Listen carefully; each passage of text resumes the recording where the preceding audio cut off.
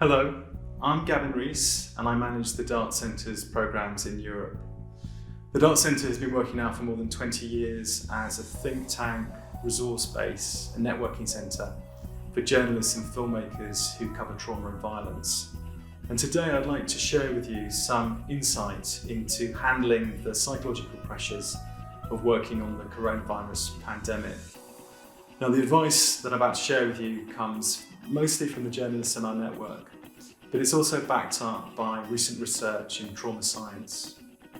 Now, journalists are very resilient. They're used to working on challenging stories.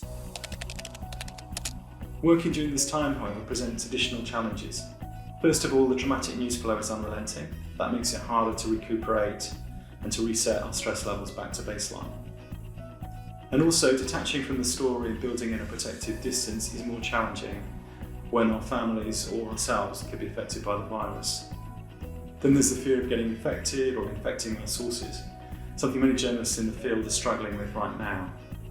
Not everybody's in the same situation, of course. Some journalists are working flat out on COVID stories, others are wondering where the next assignment is going to come from. Now, people tend to think of resilience as a set quantity, something that people either have or don't have, but actually it's something that's always in dynamic balance.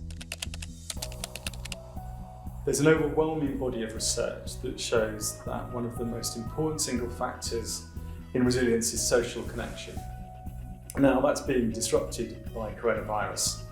So the question is, what might one do to put some extra ballast under that pillar of resilience? And one thing that some of the freelance journalists in our network have been doing is holding virtual editorial meetings with colleagues. They could be freelancers working on other stories, but just something that gives them the opportunity to share advice. We hear a lot about the importance of people reaching out when they're in trouble. It's also important to reach in. So if you're a journalist and you have concerns about a colleague, maybe make an extra effort to check in with them, find out how they're doing. So given how stressful working on COVID-19 stories are, it's important that you think about planning your time a little bit differently. When doing traumatic work, save the most emotionally challenging things you have to do. These could be difficult interviews, for example, at a time when you have the most energy, so that for most people, probably earlier in the day rather than later. When stress is unrelenting, it's very hard to concentrate. Probably most of us are working about 75% of normal capacity. Don't beat yourself up for not being able to do some kind of big task. Revise your goals and think about small steps that will give you a sense of attainable victory.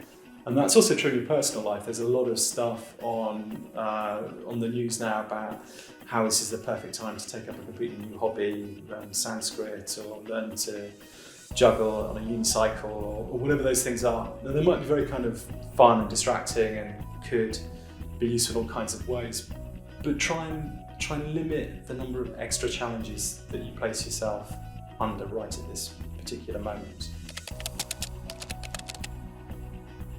It's important to keep tabs on one's own emotional state.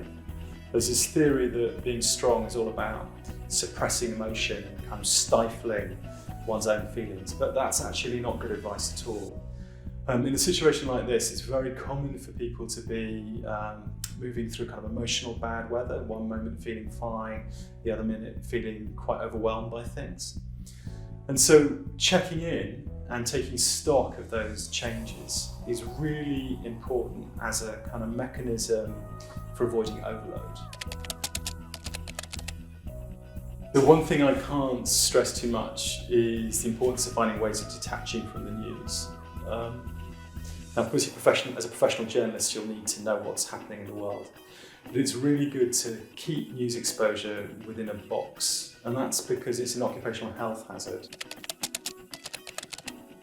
When we're experiencing chronic stress, that translates into physical tension in the body. So muscular tension, people's breathing often becomes shallower. So it's really useful to have a series of techniques, or at least something that you can do to dampen down the physical bodily impact of stress. So to end, I'd like to share two other things that come up all the time in our conversations in our network. The first is the importance of finding small positive things. So that could be an aspect of the story, it could be something to do with social connection with somebody one meets covering the story, it could be to do with nature, just simply delighting in the natural environment. Something that helps put ground and under one's feet and restore optimism. The second thing is the importance of taking a little bit of extra time to pause and remind oneself of why one's doing this job. There's nothing more important than professional validation and thinking about one's mission. This is a kind of major crisis, and the work that you as journalists and filmmakers doing out there really matters. I hope you found some of this useful. We're hoping to do some more videos like this, and take care.